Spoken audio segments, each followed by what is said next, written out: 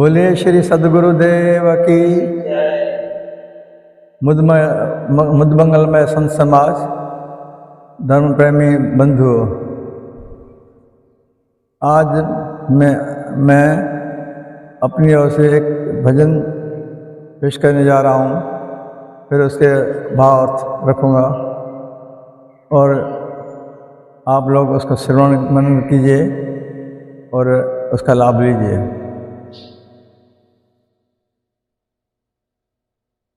आजा जिज्ञासु गुरु की शरण में,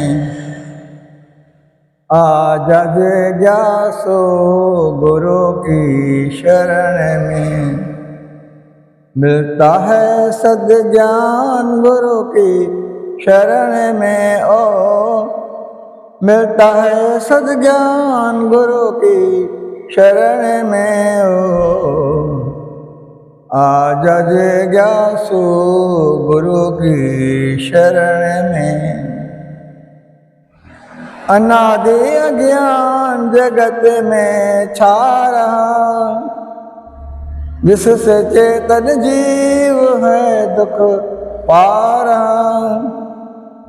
अनादि अज्ञान जगत में छा रहा, जिससे चेतन जीव है दुख पारा। मिटा दे अज्ञान गुरु की शरण में, मिटा दे अज्ञान गुरु की शरण में।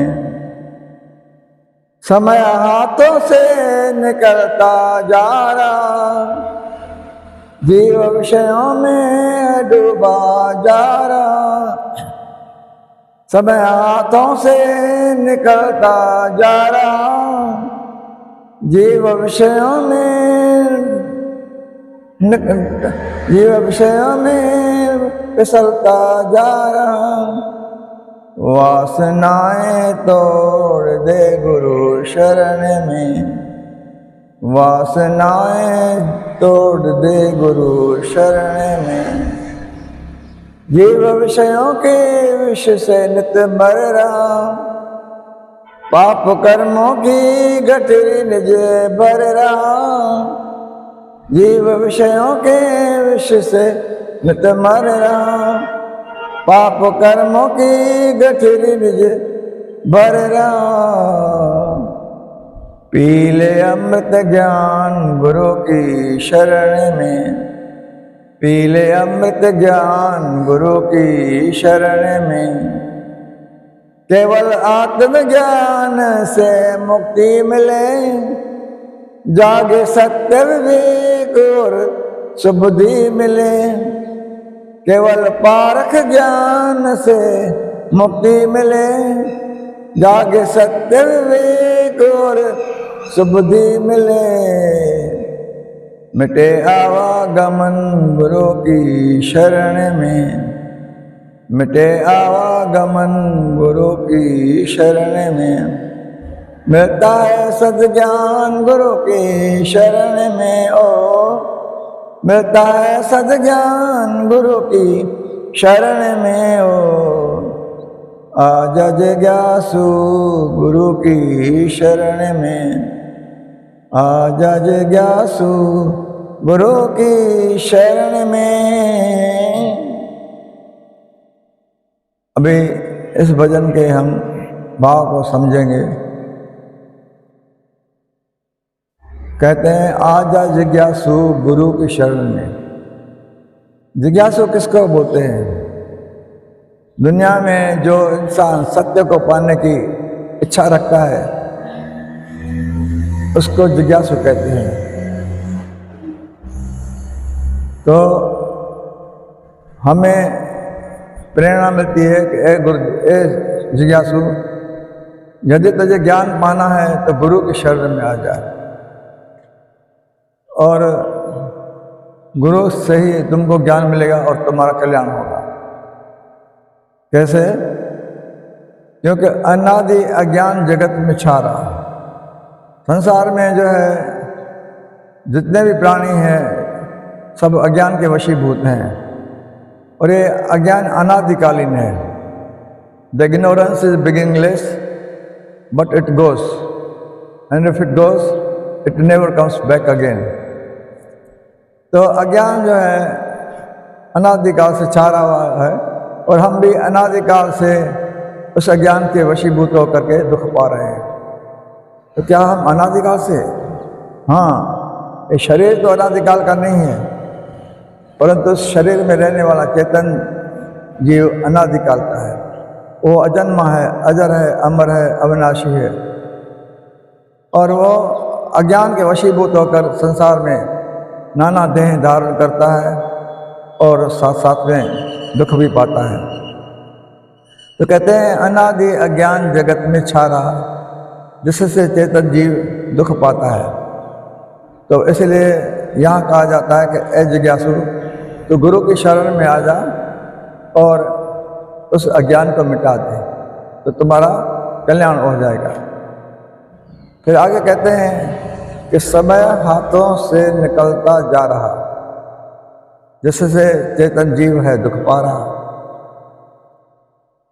समय की गति निरंतर चलती रहती है। पृथ्वी अपने कील के चारों ओर घूमती है, फिर तो दिन रात होते हैं, और उसी में समय होता भी चला जाता है। और पृथ्वी की गति कभी रुकती नहीं है, ये अनादिकाल से चलती आ रही है। और जो भाग सूर्य के सामने होता है वहाँ रोशनी होती है, जो भाग सूर्य के पीछे होता है वहाँ रात होती है, और इस तरह से समय होता रहता है। और पृथ्वी 24 घंटे में अपना ये चक्र पूरा करती है। और जब सूर्य के चारों ओर घूमती है तो उसको 1 वर्ष लग जाता है, और इस तरह से हमारा जीवन बीतता चला जाता है, परंतु हम विषय वासना में डूबते चले जाते हैं। विषय क्या है? शब्द, स्पर्श, रूप, रस, गंध, ये 5 विषय हैं। इनका उपयोग अच्छे काम के लिए भी होता है, और यदि हम संसारी उपयोग करते हैं तो इन विषयों से बंधन होता है।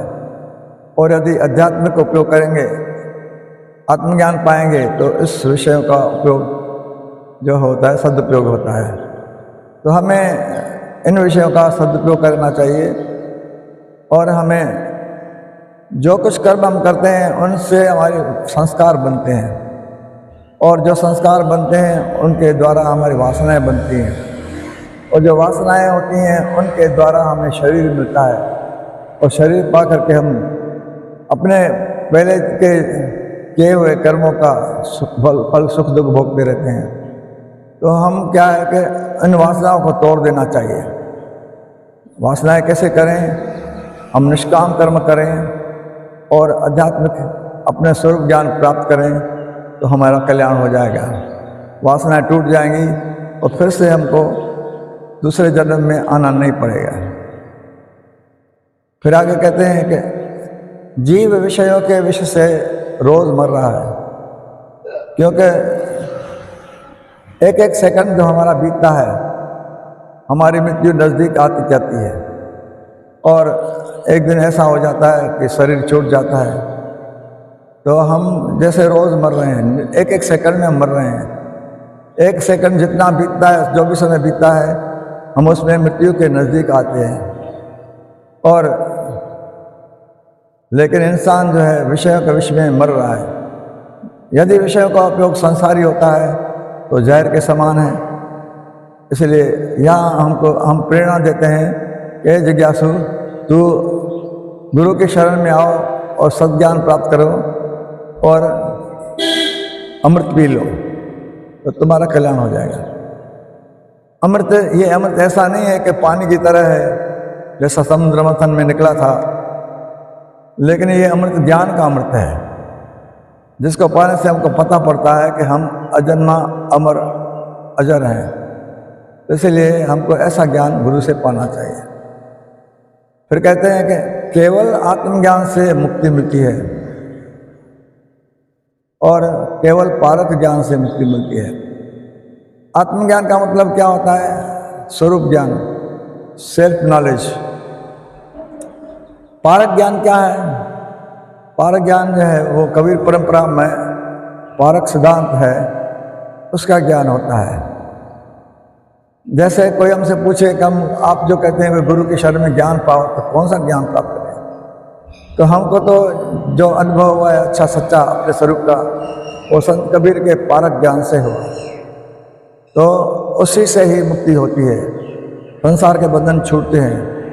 केवल पारक ज्ञान से, आत्मज्ञान से मुक्ति मिलती है और ज्ञान पा करके हमको सत्य विवेक और सुमति मिलती है। हमको हमारा विवेक जागृत होता है और विवेक जागृत होने के बाद हमको सुमति मिलती है। और जब हमें स्वरूप ज्ञान हो जाता है, ये स्वरूप ज्ञान क्या है? सामान्य रूप से हर शरीरधारी अपने को शरीर मानता है, अपने को प्राण मानता है, अपने को इंद्रियां मानता है, अपने को मन बुद्धि मानता है, परंतु ये नहीं है। ये तो सब शरीर के भीतर है, परंतु इनको भी सत्ता देने वाला, जिसकी सत्ता से शरीर जिंदा है, वो है अपना चेतन स्वरूप, आत्मस्वरूप। तो ऐसे आत्मस्वरूप जो है हमको, उसका जब ज्ञान हो जाता है तो हमारा वो ज्ञान क्या है कि मैं जानूं कि मैं चेतन हूँ, मैं ज्ञान स्वरूप हूँ, मैं शांत स्वरूप हूँ, मैं अजर हूँ, मैं अमर हूँ, मैं अजन्मा हूँ, मैं पूर्ण तत्व हूँ, पूर्ण काम हूँ। ऐसा जब ज्ञान विस्तार से सद्गुरु से हो जाएगा, और ये ज्ञान प्राय कबीर पंथ में पारखी संतों के द्वारा मिलता है, बाकी तो सब कई सिद्धांत ऐसे हैं जिसमें भ्रम भोला भरा हुआ है। तो ऐसे ज्ञान को हमको विस्तार से समझना चाहिए, अपने जीवन का कल्याण करना चाहिए, अपना जीवन सार्थक करना चाहिए। इन्हीं शब्दों के साथ मैं अपनी वाणी को विराम देता हूँ। बोलिए श्री सद्गुरुदेव की जय।